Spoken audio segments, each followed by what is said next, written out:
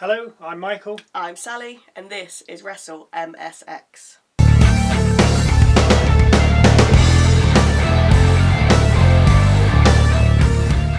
So, here we go. Clash at the Castle. And first out, AJ Styles, swiftly followed by Cody Rhodes for the Undisputed title match.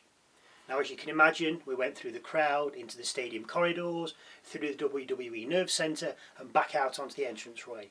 The fight then made its way over to the announcers table, where AJ put it to good use by performing a brainbuster on it and then throwing Cody into the bell, which busted him open. The crowd really giving it to Styles. Fish hooks, not actual ones obviously, disaster kicks, cheers, kendo sticks, even the ref's belt played a part before Styles locked in the STF. Cody passed out from this. Styles thought he'd won, but if he's passed out, he can't say I quit, the ref pointed out. Rhodes soon awoke to find himself being handcuffed behind his back. We had yet more kendo stick shots from Styles, yet Rhodes still didn't quit when asked by the ref. Styles then decided to argue with Cody's mum, who was at ringside, after which he then went back to Cody with chair in hand and beat him some more. Styles then went onto the ring apron, chain wrapped around his arm to hit Cody with a phenomenal forearm.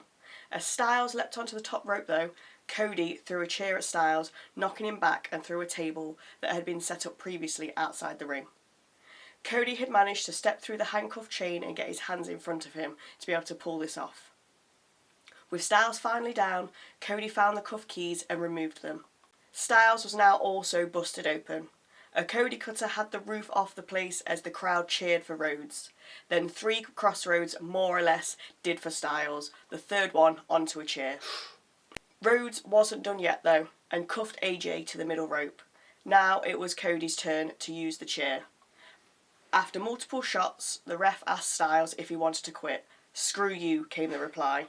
So Cody left the ring, threw the ring steps in, got back in himself and raised them above his head, ready to bring them crashing down onto Styles.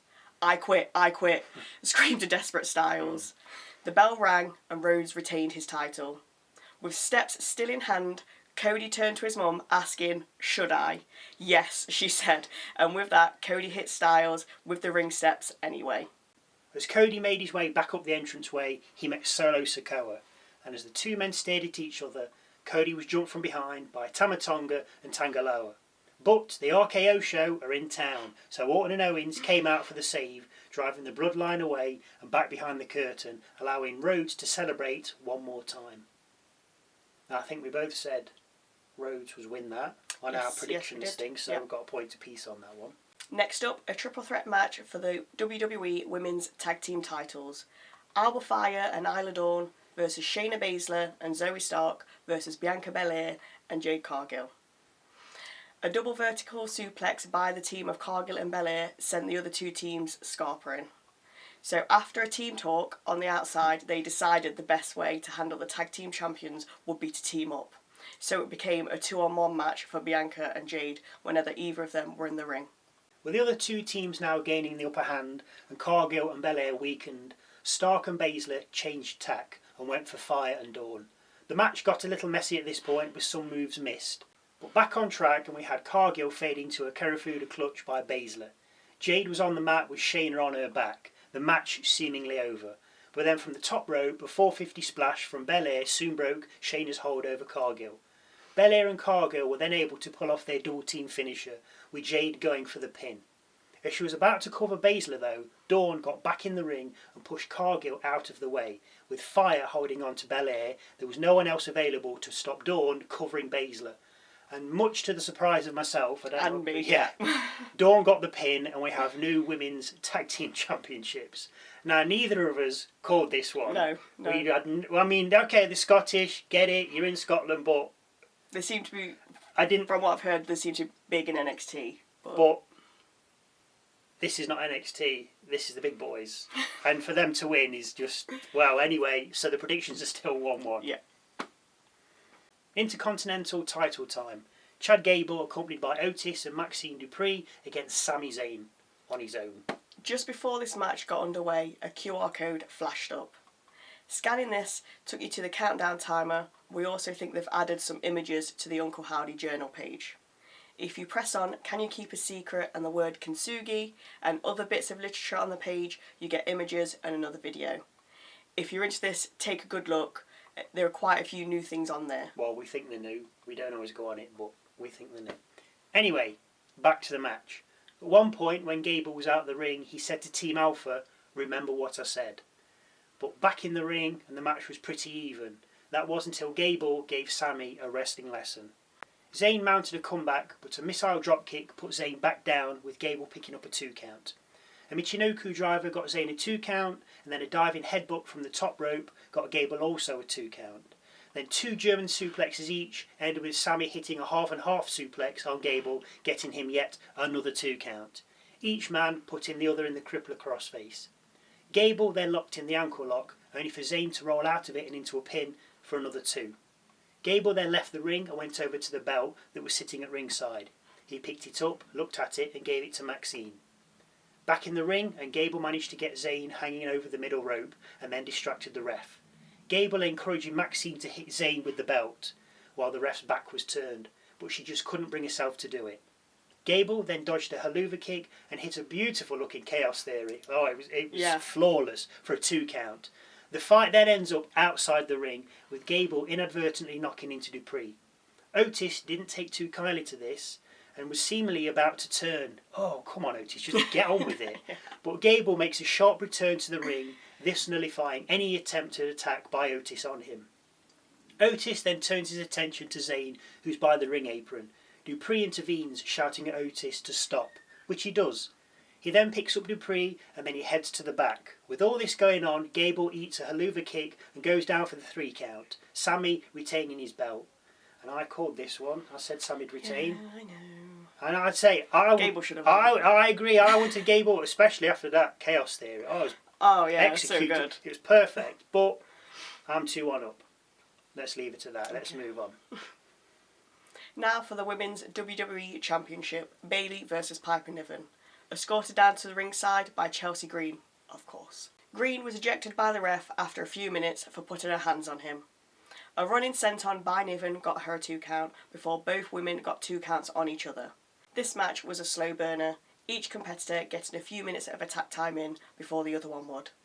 A Bayley to belly from the middle rope got Bayley a 2 count, and then a crucifix driver from Bayley on Niven got the job done, and the 3 count.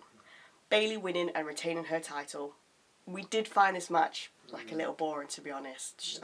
I couldn't get into it. No, I don't know. It didn't have. Perhaps the other matches were a little bit higher, and this one just a little bit slow. Anyway, I also predicted this one correctly. I said Bayley'd retain, so I think I'm 3-1 up now with an unassailable lead. Do you know what you're talking about? Because we both said. Anyway, now for the big one: Damien Priest versus Drew Macintyre for the WWE World Heavyweight Championship. Drew Macintyre was played out by a Scottish pipe band, which was quite effective. Gave it that WrestleMania kind of feel. Brilliant. Drew started hot, and it wasn't long before Drew got a 2 count after a spine buster on Priest. This was followed up by a Michinoku driver for another 2 count for McIntyre. After a little back and forth, Priest got his leg caught between the top and the middle rope and was just left to hang there like a piece of meat. Now, we don't think this was supposed to happen. No.